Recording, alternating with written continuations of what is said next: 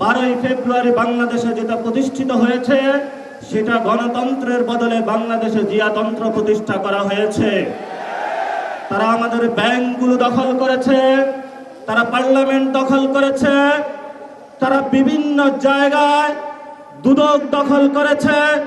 সন্ত্রাসী কায়দায় 11 দলীয় জোটের যারা নেতৃবৃন্দ তাদের বাসায় হামলা চালাচ্ছে।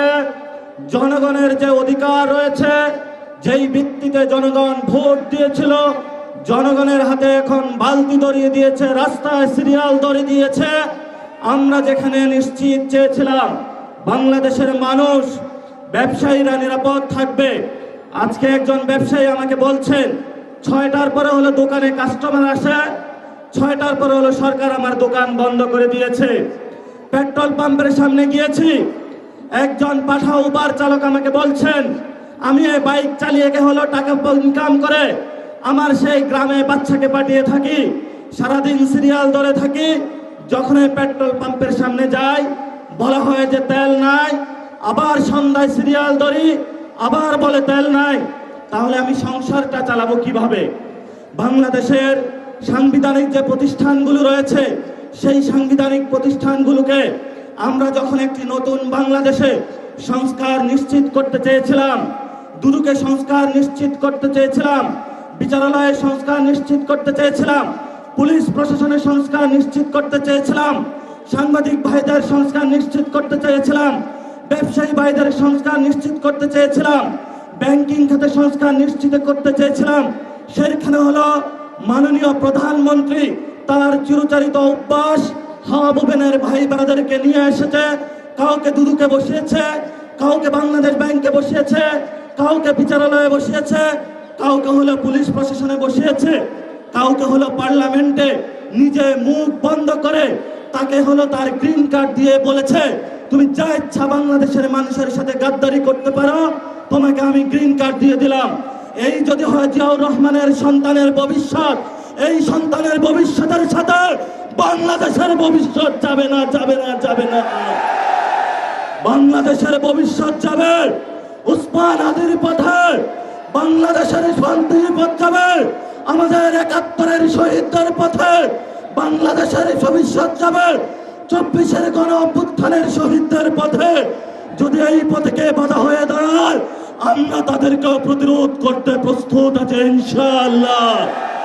আমরা সেই দিন শাহবাগে দাঁড়িয়েছিলাম, সরকারকে আলটিমেট দিয়েছিলাম আমরা কালকে কাউরান বাজার যাচ্ছি, এর পরের দিন ফার্মঘাট যাচ্ছি, এর পরের দিন গণভবন যাচ্ছি।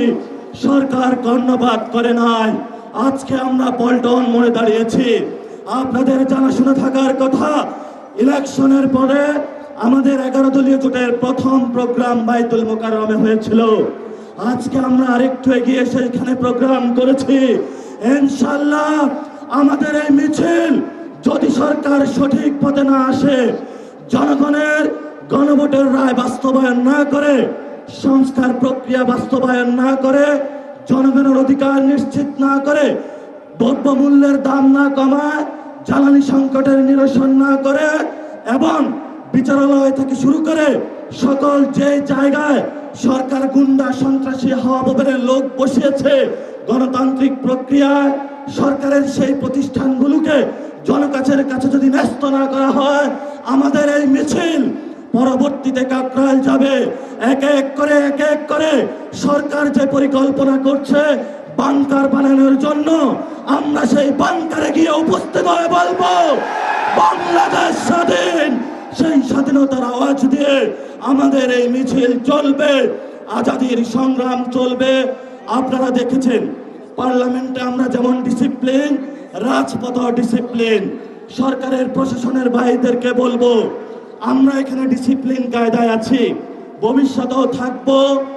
অতীতে যেই ধরনের জনহয়রানিমূলক প্রোগ্রামগুলোতে কোনো কর্মসূচি আপনারা বাস্তবায়ন করেছেন, সেইভাবে যদি কোনো কিছু করা হয় আপনাদের সাথেও আমাদের প্রতিহত হবে ইনশাআল্লাহ।